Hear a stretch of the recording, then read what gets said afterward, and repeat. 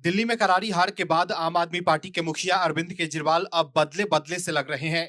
अरविंद केजरीवाल जो पहले सोच रहे थे कि वो दिल्ली में कभी हार ही नहीं सकते हैं, वो अब समझ गए हैं कि उनकी राहें आसान नहीं है। ऐसे में अब अरविंद केजरीवाल जो कर रहे हैं उससे सवाल उठ रहा है कि क्या वो बीजेपी से नजदीकियां बढ़ाने की कोशिश तो नहीं कर रहे हैं। क्या अरविंद केजरीवाल आपका शटर बंद करने वाले हैं? क्या आप पार्टी भारतीय राजनीति के इतिहास में दर्ज होकर रह जाएगी?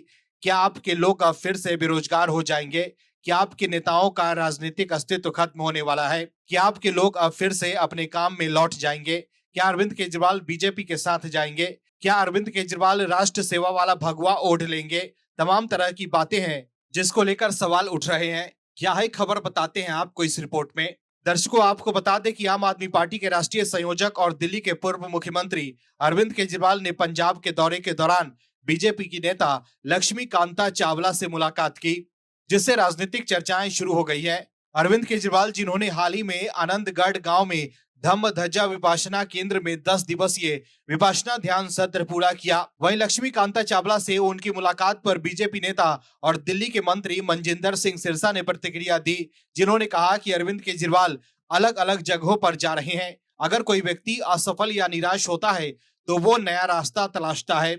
अगर अरविंद केजरीवाल लक्ष्मी कांता चावला के घर जाकर बीजेपी में शामिल होने पर विचार कर रहे हैं तो बीजेपी उन्हें कभी भी स्वीकार नहीं करेगी।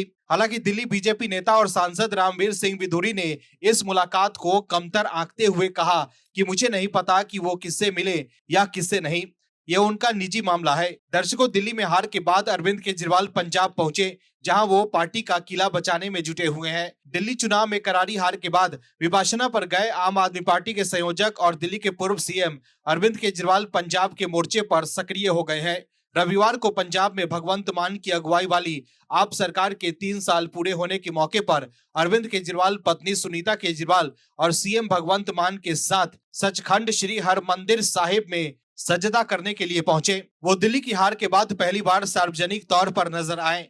वहीं दर्शन के बाद अरविंद केजरीवाल ने कहा कि 16 मार्च 2022 को भगवंत मान ने पंजाब के सीएम के तौर पर शपथ ली थी। अरविंद केजरीवाल ने कहा कि पिछले 3 साल में गुरु जी ने मार्गदर्शन किया, उन्होंने आगे भी मार्गदर्शन करने की अपील की। इस मौके पर वो पंजाब में नेतृत्व परिवर्तन की अटकलों पर भी बोले। अरविंद केजरीवाल से जब पूछा गया कि आप जब पंजाब आते हैं तो विरोधी कहते हैं कि पंजाब में सीएम बदलेंगे, इस सवाल के जवाब में अरविंद केजरीवाल ने कहा कि आप चिंता मत करिए, भगवंत मान 5 साल पूरे करेंगे।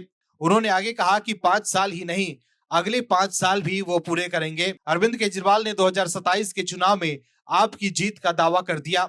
आपको बता दें कि दिल्ली में आपके सत्ता से बाहर होने के बाद पंजाब में मान सरकार के कमजोर पड़ने के दावे किए जा रहे हैं। वहीं अरविंद केजरीवाल ने यह दावा ऐसे वक्त पर किया है जब पंजाब की भगवंत मान सरकार के साथ आपके संगठन में बदलाव की चर्चा जोरों पर है। चर्चा है कि 2027 विधानसभा चुनाव को लेकर अरविंद केजरीवाल कुछ बड़े फैसले ले सकते हैं।